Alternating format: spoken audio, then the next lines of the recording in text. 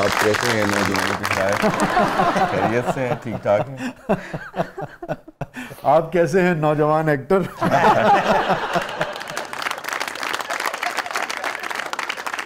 मैं तो बुजुर्ग हो चुका हूँ। नहीं हम दोनों यारो। नसीम आया ने बड़ी अच्छी गल की थी। मैंने नसीम से कहा, मैंने कहा नसीम आप बिल्कुल ना एज नहीं लग रही आपकी, ना बिल्कुल यंग लग रही है। नसीम कौन? नसीम विकी। विकी कह रहा है उसको, नसीम कौन कहता है? मेरे काम में आके कहने लगे शाहजी असी दोवें जवान लग रहे हैं और एक गल बाहर नहीं जानी चाहिए। बिल्कुल सही है। प्लीज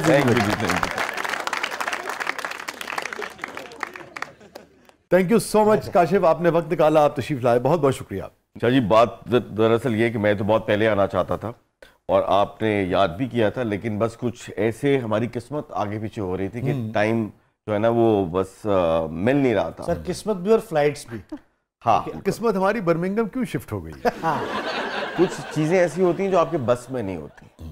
मैं लोगों को भी बताता चलूँ ताकि लोगों को पूरी बात समझ में आ सके कि आप कुछ अरसा हुआ बर्मिंघम शिफ्ट हो गए ना? नहीं, ये मुकम्मल बात नहीं है। ठीक है। पूरी बात यह है कि मैंने अब यूके मेरा सेकंड होम है और पाकिस्तान मेरा फर्स्ट होम है। मैं शिफ्ट तो नहीं हुआ, लेकिन एक थोड़े अरसे के लिए आना जाना मेरा आना जाना जो है ना वो है। और मैं पाकिस्तान से ज़्यादा दूर नहीं रह सकता, तो चंद महीने उधर और चंद महीने इधर, तो बस ये इधर उधर जो है ना वो मैं कर रहा हूँ आजकल। मगर ये क्यों करना पड़ा काशिफ? अच्छा जी, वो मेरी बेगम ने एक दिन मुझे कहा कि 20 साल मैंने बारी दी, अब तुम्हारी बारी है। अच्छा। तो 20 साल मेरे पास साथ यहाँ रही, तो अब उसने कहा कि 5 साल जो है ना तुम मेरे साथ वहाँ चलो। तो वो बच्चों ने पढ़ना था, हालांकि पढ़ वो यहाँ भी सकते थे, पढ़ने वाले बच्चे यहाँ भी पढ़ लेते हैं। तो ऐसे नहीं पढ़ना चाहिए, पढ़ के नहीं देता।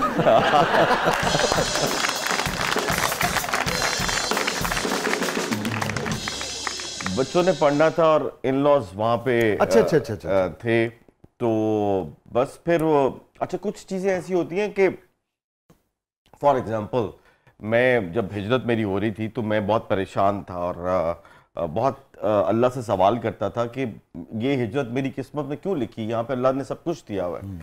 तो उस वक्त समझ नहीं आ रही थी कि भाई क्यों, लेकिन अब वो कहते हैं ना क्या अल्लाह के हर काम में कोई ना कोई मसलियत होती है, तो वो अब मुझे समझ में आ रही है। तो उस वक्त मैं सुहेल अहमद साहब से बहुत डिस्कस करता था कि तो मैं अब पाकिस्तानियत उनको बता रहा हूँ और वो मेरी बात सुन रहे हैं, और सुनने के बाद मुझे सारी बात सुनने के बाद ना जेब से मुझे 200 रुपये निकाल के देते हैं, कह रहे एला फड़ 200 जाके मैं खालिस 1 किलो दूध ले आके दे, तो मैं मान जाऊँगा।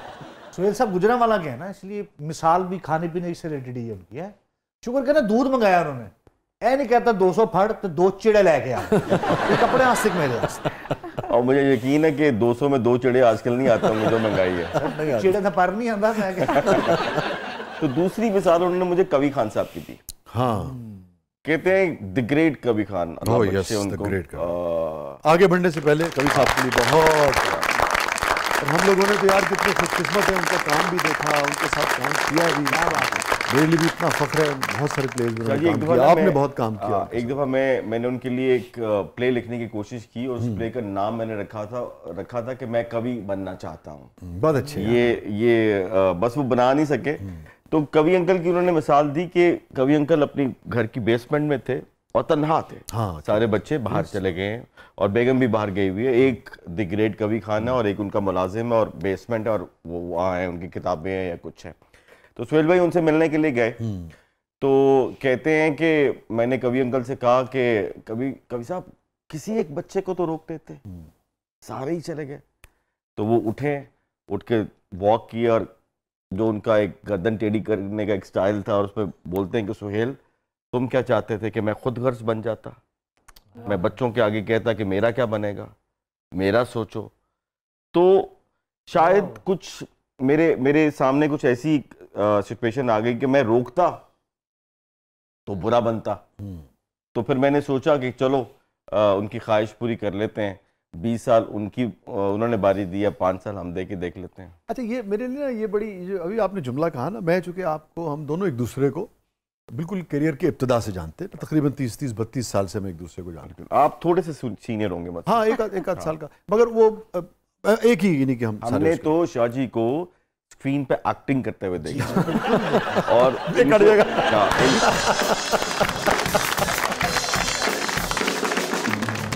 भी काट देंगे, हमने भी देखा। तो इनको एक्टिंग करके देख के लगता था कि यार अगर ये कर सकते हैं तो हम भी कर सकते हैं।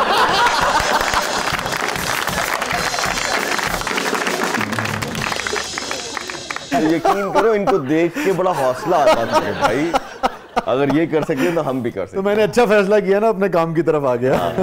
वो तो अपने कलम ने लिखने की तरफ आ गया मैं। तो जितना मैं आपको जानता हूँ, एक बहुत कमांडिंग तबीयत नहीं है आपकी, लेकिन ऐसी नहीं है कि कोई आपको किसी भी उस पर डिक्टेट करवा सके। तो इतनी आसानी से कैसे आपने हार मान ली और मान गए? नहीं शाह जी, इसमें जीत और हार की बात नहीं है। देखिए मैं ये समझता हूँ कि हमारी जो मशरक की जो खातून है वो बहुत बहुत कुछ करती है हमारे लिए। तो अगर उसकी ख्वाहिश है, मेरी बेगम की ख्वाहिश थी कि उसने पासपोर्ट लेना है वहाँ का, और उसने कहा कि बस मुझे पासपोर्ट चाहिए क्योंकि उसके सारे बहन भाई वहाँ रहते हैं, तो मैं पासपोर्ट लेके वापस आ जाऊंगी। तो फिर ये है कि अगर उसकी एक ख्वाहिश थी तो मेरी कितनी ख्वाहिशें उसने पूरी की होंगी। अगर उसकी एक ख्वाहिश बहुत अच्छी मैं पूरी कर दूं तो फिर वो क्या है कि यहाँ तो आपने मशरकी खाविंद के बजाय मगरिबी खाविंद होने को सबूत दिया।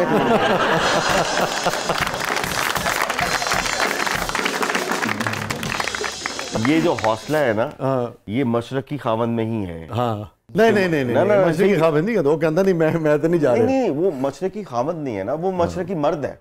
हाँ ये बात ठीक। मैं तो मशरकी खाविंद की बात कर रहा हूँ। ये मशरकी खाविंद कब से हुए हो तुम? मैं शुरू से मशरकी खाविंद। वो अक्सर बात है ना कि रन मुरीद आप कहते हैं, बेगम के नीचे लगे हुए आप कहते हैं, तो भाई ये कोई आसान काम थोड़ी है। ये वाकई मर्द का काम है कि वो बेगम के नीचे लग जाए। हाँ। वरना तो बहुत आसान है वो करना। तो दम खम निकाल दिया हमारी बहन ने काशिफ के।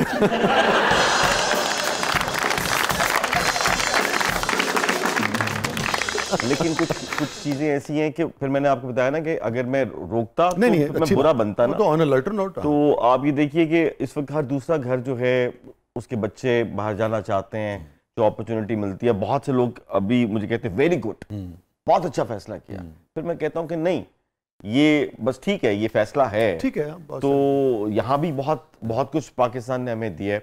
और दूसरा जो कनेक्टिविटी बनी, वो बनी, मुझे अंदाजा नहीं था कि जो मेरा वेलफेयर का काम है उस काम के साथ कनेक्टिविटी थी। अच्छा। क्योंकि उस काम का जो सेकंड फेज है वो वहीं से आना है। और अब मैं अगर वहां पे रहूंगा चंद महीने, उनमें उठूंगा बैठूंगा तो उनको लगेगा कि ये लोकलाइज बंदा है तो यहाँ से जाके वहां सोशल वेलफेयर का काम कर रहा है। तो ये एक कनेक्टिविटी उसके लिए बहुत आसानियां होगी। और दूसरा एक प्रोडक्शन का एक शाह जी एक कीड़ा तो है, वो तो है हमेशा से। तो वो अब ड्रामा तो हम बना नहीं सकते क्योंकि बहुत फर्क आ गया है, लेकिन एक ख्वाहिश है मेरे अंदर कि मैंने पे बैक करना है अपनी फील्ड के अंदर। तो मैंने एक थिएटर कंपनी वहाँ पर रजिस्टर करवाई है, काशिफ महमूद प्रोडक्शंस के नाम से, और मैं यूके यूरोप में वो थिएटर करना चाहता हूँ जो पूरी फैमिली के साथ लोग आके देख सकें, और जिसमें जो है जब मैं किसी पर तनकीद नहीं करना चाहता, लेकिन अगर हम वो डांस ओरिएंटेड थिएटर जब वहाँ पे करते हैं तो हम क्या करते हैं, हम सिर्फ टैक्सी ड्राइवर को कहते हैं कि सिर्फ तुमने आना है, अपने बीवी बच्चों को साथ लेके ना आना। तो मैं ये चाहता हूँ कि हम एक ऐसा काम करें कि पूरे का पूरा कुंबा आके देखे। सो इतनी मार्केट वहाँ पे मौजूद है, कुछ एंटरटेन हो, कुछ सीखे। तो उसके लाइसेंस का इंतजार कर रहे हैं इंशाल्लाह। नहीं, आपसे हमेशा हमें बड़ी उम्मीद। और शाह जी जहाँ गोरा थिएटर करता है वहाँ थिएटर करता है। Yes, very good. और वसी शाह ने थिएटर ड्रामा लिखना है। हाँ, डन हो गया इंशाल्लाह। फैंटम हम ओपेरा वाले के साथ चलाएंगे। बिल्कुल। अच्छा, अगर इंडियन कर सकते हैं तो हम भी तो उसी हम किसी भी चीज आज तक सर नसीरुद्दीन शाह थिएटर करते हैं, परेश रावल थिएटर करते हैं। हमारी मार्केट छोटी हो गई है, बट हमारा आर्टिस्ट, हमारा टैलेंट तो आज भी अल्हम्दुलिल्लाह। और वहां पे हम इंडियन को बुला के इकट्ठा भी काम कर सकते हैं। जी जी जी। काशिफ, हम सभी इनवाइट किए जाते हैं, मुझे भी यूनिवर्सिटीज़ वगैरह में जब बुलाया जाता है तो मैं नौजवानों से मुख्तसर तरीन भी स्पीच करता हूँ, तो मैं एक चीज़ उनसे कहता हूँ, हम असर लोगों से जब आप बात एक चीज़ कहता हूँ कि यार अपने ना ख्वाबों को कभी मरने नहीं देना। एक अपने अंदर का जो बच्चा है उसे मरने नहीं देना। आपका कमाल ये है, जो हमेशा मैंने आपसे शायद सामने इतना नहीं कहा, मगर आज मैंने ओपनिंग में भी बात की, बड़े दिल से बात की, कि कुछ ना आप अपने शोबे में भी और अदरवाइज भी सोसाइटी को देने की कोशिश करते हो। कभी वो साइकिल रैली जो है वो एक दिन फ़ोन आएगा कि वसी भाई पहुंच जाएं, वो साइकिल रैली है। अच्छा वो मैं गया, मैं हैरान रह गया यार कि वो 2-4 नहीं, एक पूरी की पूरी यानी कि सैकड़ों लोग जो हैं, पता लगा वो आप कब से उस पर काम कर रहे थे। फिर ये जो डायलिसिस का ये जो मामला है, इवन प्लेस बनाना जो है उसके अंदर जब आप सोचते हो कि यार ठीक है मुझे तो इतने पैसे मिल रहे हैं, मैं अदाकार के तौर पे काम कर रहा हूँ, हर तरह का रोल मिल रहा है, पैसे लो घर आओ, मगर जब आशियाना बनाते हो, ये करते हो, वो करते हो, बुलंदी ये वो, कितने मसाइल होते हैं, मगर सैकड़ों लोगों को रोज़गार मिलता है। मुझे लगता है आप उन लोगों में से हो जिसने कभी अपने अंदर के बच्चे को और ख्वाब को मरने नहीं दिया। ये कैसे किया? जी मुझे ऐसा लगता है कि हर जो थोड़ा बहुत पॉपुलर है, जो जितना भी सेलिब्रिटी में फॉल करता है, ये सबकी कलेक्टिव रिस्पॉन्सिबिलिटी है। अल्लाह ने आपको नाम जो है किसी ऐसी वजह से नहीं दिया, लिया जाएगा, किसी ना किसी वजह से दिया। जो भी अल्लाह ने दिया है उसका जवाब देना है, किसी भी किस्म की देन है। अगर किसी की आवाज खूबसूरत है तो उसको देना पड़ेगा कि भाई आवाज तो तुम्हें दी, तुमने कहाँ इस्तेमाल किया। किसी का बोलना ताकत है, किसी का कुछ, किसी का पैसा है, किसी का ओहदा है। तो मुझे ऐसा लगता है कि हम जितने भी सेलिब्रिटी हैं तो हम सबको अपनी सोसाइटी में पे बैक करना है। हमें याद है हम वो गए थे सरगोदा, वो सैलाब आया था, मैं आप सोहेल भाई वगैरह, सोहेल साहब वगैरह, नुमान इजाज साहब भी थे, नुमान भी थे, यस कितना यानी बिल्कुल।